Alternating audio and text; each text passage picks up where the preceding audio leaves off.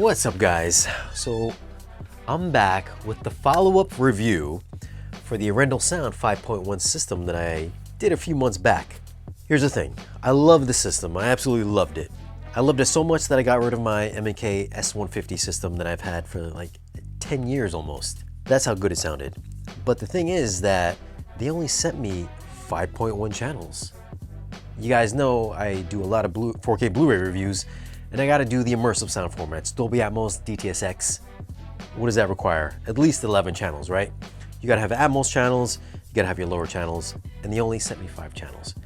So I put a little shout out in the video that they only sent me 5 channels. Subsequently, they did end up sending me the rest of the speakers. So just as a recap, let's just go over what I had initially, which we're gonna start off with the front channels here. So the front channels are basically these guys here. These are the Arendal Sound THX Monitor S speakers. S for small. There are larger versions of this speaker right here. But this particular model here has dual 6.5-inch drivers. In the middle, you have your 1-inch soft dome tweeter, which is in the middle of a waveguide. These bad boys weigh about 41 pounds. They go down to 46 Hertz if you unplug the back. There's actually 2 ports back there, so if you unplug both ports, 46 Hertz, you unplug one port, something like 59 Hertz. If you want to run it sealed, 66 Hertz. So you can get a pair of these guys for about $2,000. The matching center channel, basically the same thing, which is right here, except it's obviously it's turned sideways. Same configuration. If you want to pick this up, it is about $1,000, about $1,050, $1,020, something like that.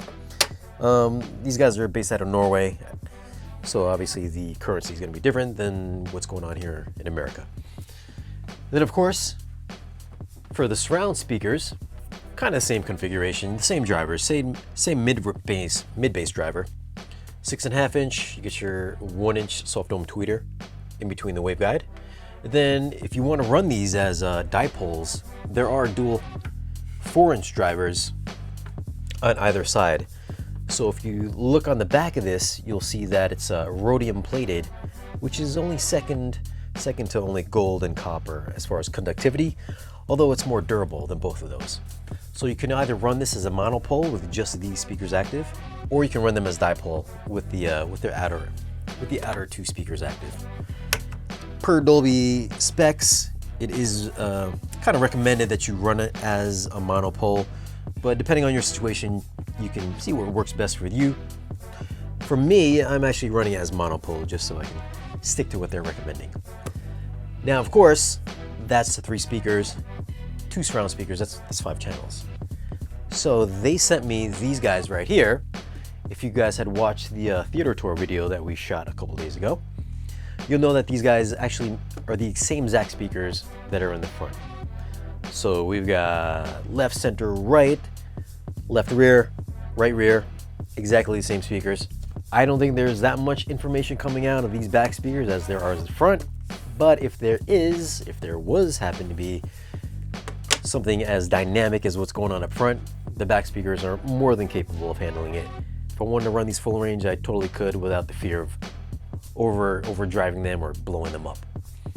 Then, of course, what's going to round out the whole entire Atmos system is going to be the Atmos speakers, or the height speakers rather. So Dolby Atmos, DTSX. Now we've got the height speakers.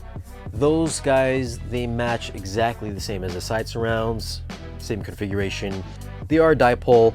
Obviously, I'm not running them as dipole. You could if you wanted to, if you think they sound better. But I'm running the side surrounds and also the 4 Atmos height speakers as monopoles. And of course, the Arendal guys did send over one more thing that hasn't really gone official yet. It's going to be their new subwoofer here. This is the Arendal Sound 1961. I'm not sure what the 1961 stands for yet, but it is the Arendal 1961 1V. The V stands for vented. So if we take a look at the back, you'll see on the bottom there's a vent. If you want to pull the vent out, it's rated at something like down to 10 Hertz, but this is a 550 watt amplifier that's built in here that's rated down to like 10 Hertz.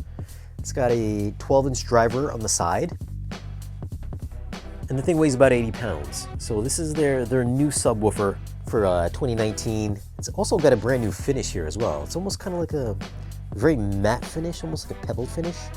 Unlike their speakers, which they also called matte, but it's more like a satiny kind of smooth finish. This one's more of a texture, kind of almost like a sandy finish almost. I actually like this better because it doesn't reflect as much light as the satiny finish does. Now, just to get into a few more specifics about the subwoofer, this is Arendal's first sub to use DSP. You can get into the settings by using the 1.8-inch display on the back. Diving into the menus is split into different sections. Under level, you can turn reference level on or off.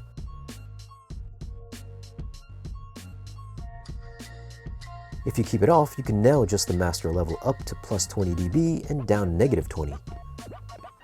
Here's the input gain, which is adjustable. Backing out into the crossover section, you can turn the low pass filter on or off.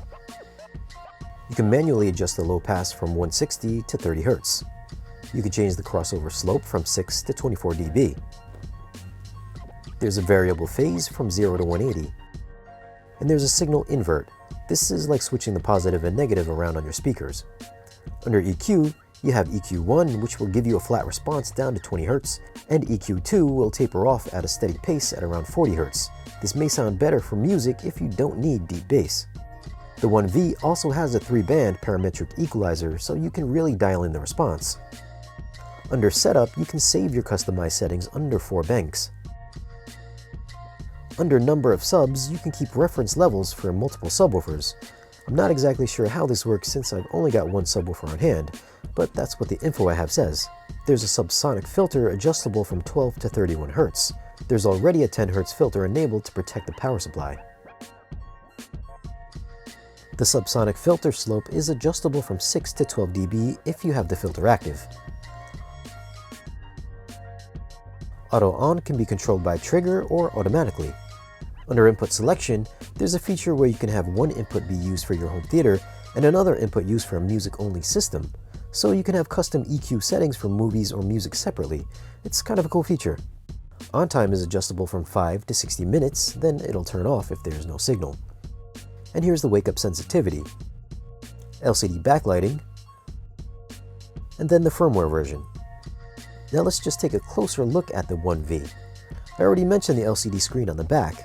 There's the dial control, menu, and enter buttons. Here's a 3V to 12V trigger, a service port, and there's RCA inputs and outputs. I know what you're thinking.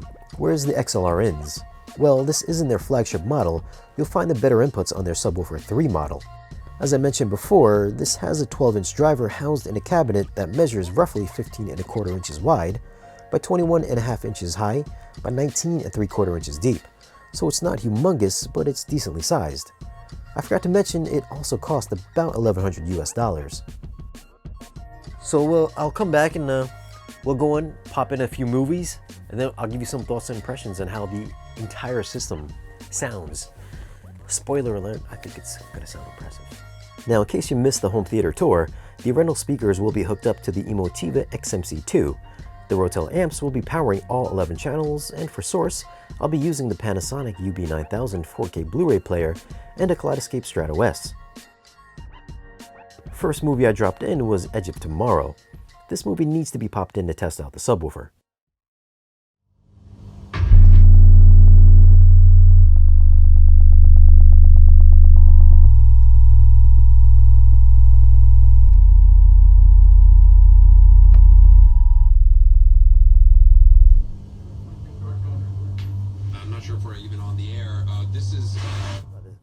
As you can see by the graph, I've got a little bump in the 10 Hz region, so as specified, there is a little something down there.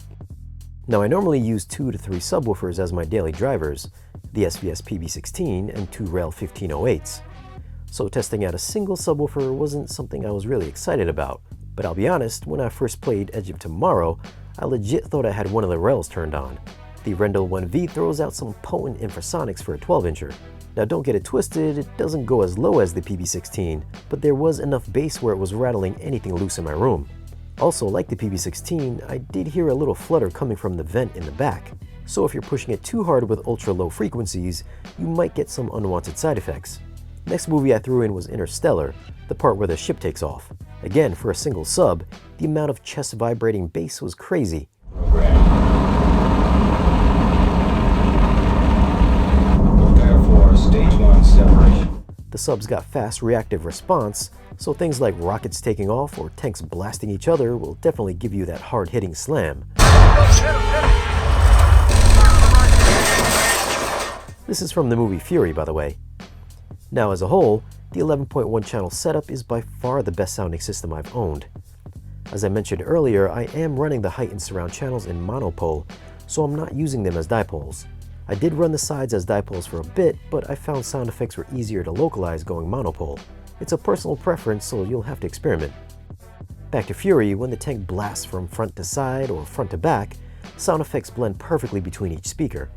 Ambiance reverberates from overhead, and you end up in a nice, perfect bubble of sound. Having timbre-matched speakers makes all the difference here. If you want to get immersed from all directions, then do yourself a favor and check out Everest. The Arendals can produce those airy details with wind and snow swirling around with one of the hugest sound stages I've heard, thanks in part to those waveguides and the soft dome tweeters.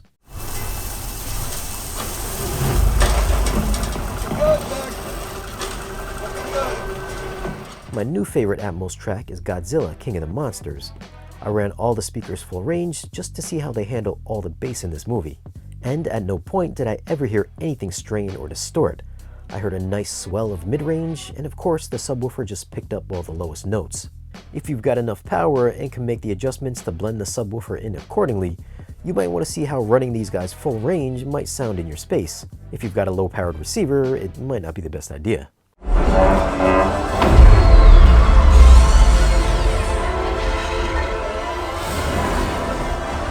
Next up is everyone's favorite musical, La La Land. Again, these have got some sweet high-end response that's ultra detailed and non-fatiguing, even at higher levels.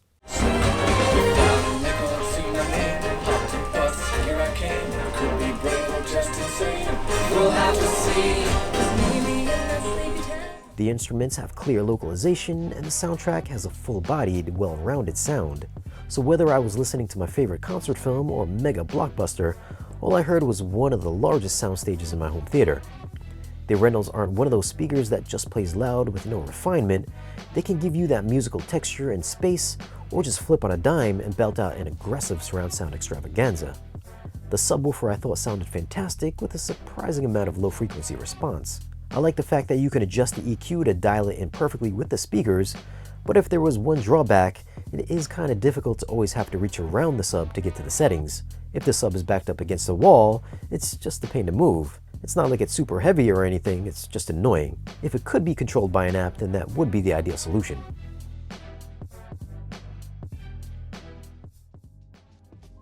So that's it, guys. What are your thoughts on the speakers? Do you guys have them in your setup, or are you planning on getting them? I mean, I did come from the MKS 150s, which I've had for about a decade or so, which I believe I mentioned it before. I did have the other speakers. I've had Klipsch, I've had some SVS speakers, I've had some Polk speakers, I've had Sonys, Pioneers, all throughout my my home theater upbringing, as you could say. As of right now, these have been the best speakers that I've heard. I want to say they're affordable. They're not super expensive. There's a lot of more expensive speakers out there, but for the price and the build quality of these guys, I really don't think you can find a better sounding speaker. Unfortunately, you will have to get them imported.